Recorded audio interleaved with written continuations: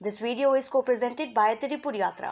त्रिपुर यात्रा सेवा समिति के साथ करें रामेश्वर धाम की यात्रा। सुरक्षित और किफायती पैकेज में बिना किसी चिंता के भोजन से लेकर होटल तक सर्व सुविधाओं के साथ अपनी यात्रा को बनाएं आनंदमयी और यादगार। पैकेज बुक करने के लिए स्क्रीन पर दिए नंबर पर संपर्क करें। जिले में कृषक उत्पादन संगठन द्वारा किया जा रहा औषधीय खेती पर जोर। नमस्कार, स्वागत है आप सभी का। मैं हूं पायल पवार और आप देख रहे हैं वोकल न्यूज शहडोल। शहडोल जिले में लगातार किसानों की आय बढ़ाने और उन्हें आत्मनिर्भर बनाने के प्रयास किए जा रहे हैं। इसी कड़ी में कृषक उत्पादन संगठन द्वारा किसानों को औषधीय खेती, व्यवसाय खेती व अन्य उपयोगी फसलों को लगाने के लिए प्रेरित किया जा रहा है। इतना ही नहीं बल्कि कृषक उत्पादन संगठन इस नए प्रकार की खेती के लिए किसानों को प्रशिक्षण भी दे रहा है।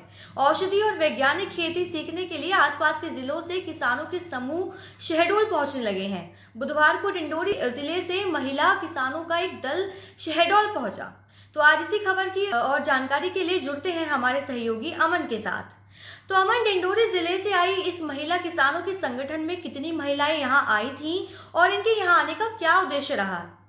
देखिए, उद्देश्य बहुत साफ है कि जो केंद्र सरकार की योजनाएं हैं उनके तहत किसानों की आय को दुगनी करना है 2022 तक। और इस कार्यवाही में या इस योजना में उनका साथ कृषक उत्पादन संगठन भी दे रहा है। और कृषक उत्पादन ने ये एक पहल की है जिसमें औषधीय खेती, वैज्ञानिक खेती को बढ़ावा दिया जाए और इसके लिए भी किसानों को प्रशिक्षण भी दे रहा है। तो शहडोल के साथ साथ आसपास के जो जिले हैं वहां से लोग प्रशिक्षण लेने आ रहे हैं और सीख रहे हैं कि ये जो व्यावसायिक खेती है, औषधीय खेती है, कॉमर्शियल फार्मिंग कहते हैं, वो कैसे की जाए। और इसी के तहत ये डिंडोरी जिले की ये महिला सदस्यों का एक दल यहाँ पर आया था जिसमें 30 महिलाएं थी और सभी किसान थी और कृषि सेक्टर से जुड़ी हुई थी। तो ये मुख्य तौर पर जो आई थी प्रशिक्षण लेने ही आई थी कि ये किस तरह से माफ कीजिए, औषधीय कृषि और वैज्ञानिक कृषि होती है और उसमें किस तरह से मुनाफा बढ़ाया जा सकता है, किस तरह से वो बढ़ाया जा सकता है, ये मुख्य कारण था। और इसी के विषय में प्रशिक्षण ले रही हैं और आगे जाकर के इस तरह से वे अपने जिलों में भी औषधीय कृषि और वैज्ञानिक कृषि को बढ़ावा देने में और उसे अपनाने में अपना योगदान देंगे। तो अमन, अमरू की खेती के विषय में आयोजित चर्चा का उद्देश्य क्या था और किसके द्वारा इस विषय में यह सब जानकारी प्रदान की गई?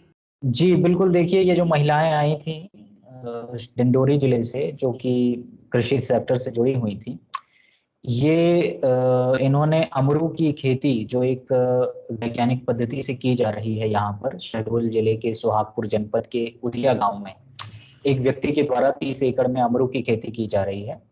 इन महिलाओं ने उसका निरीक्षण भी किया और साथ ही साथ मैकाल ट्रेडिशनल ऑर्गेनिक कृषक उत्पादन संगठन, इनके माध्यम से एक परिचर्चा जो आयोजित की गई थी जिसमें किस तरह से कृषक अपनी आय को बढ़ा सकते हैं, अपने उत्पादन को बढ़ा सकते हैं, मुनाफे को बढ़ा सकते हैं, इस विषय पर यह चर्चा आयोजित की गई थी। तो इन महिलाओं ने उस चर्चा में भी हिस्सा लिया और साथ ही साथ किस तरह से आप अपने उत्पादन को, कृषि उत्पादन को बढ़ा सकते हैं। वो मुनगे के पत्ते की कृषि करके या उसे उसका व्यापार करके और अगरू की खेती करके या और भी जो कॉमर्शियल फार्मिंग है, उन सबको अपनाकर किस तरह से आप अपना मुनाफा बढ़ा सकते हैं, इस विषय में ये चर्चा थी।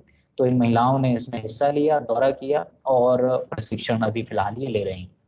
तो अमन, किसके द्वारा इस विषय में ये सब जानकारी प्रदान करी गई?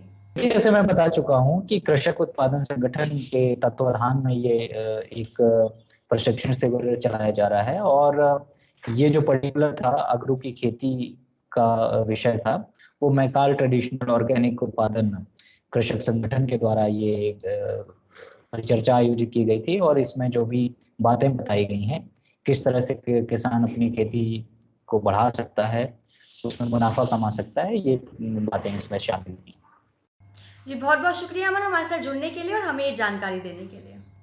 इस नए प्रकार की औषधि और व्यावसायिक खेती से निश्चित तौर पर किसानों की आय में बढ़ोतरी होगी और उन्हें आत्मनिर्भर बनाया जा सकेगा। तो इस कार्यक्रम का आयोजन करना वाकई में एक सराहनीय कदम है। अगर आप ये वीडियो YouTube पर देख रहे हैं तो हमारे इस वीडियो को लाइक करें और हमारे चैनल को सब्सक्राइब करें, और अगर आप ये वीडियो Facebook पर देख रहे हैं तो हमें फॉलो और लाइक ज़रूर करें। धन्यवाद।